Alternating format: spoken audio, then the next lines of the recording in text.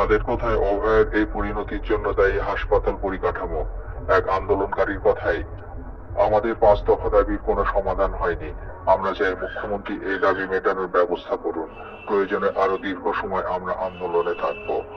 5টার মধ্যে যদি health secretary, স্বাস্থ্য শিক্ষা অধিকর্তা পদত্যাগ সহ আমাদের যে দাবি রয়েছে তা মানা না হয়, আন্দোলন আরো জোরালো হবে। আমরা বিনীত গোয়েলের পদত্যাগের দাবিতে লালবাজার অভিযান করেছিলাম। সেই দাবি এখনো মানা হয়নি। সরকার যদি আমাদের দাবি না মানেন, তাহলে আমরা বুঝবো তারা চাইছেন না আমাদের সমস্যা মিটুক। অজস্র সিনিয়র ডাক্তারও। সুপ্রিম কোর্ট জুনিয়র ডাক্তারদের কাজে ফেরার নির্দিষ্ট ডেডলাইন দিয়েছেন। উল্টো দিক থেকে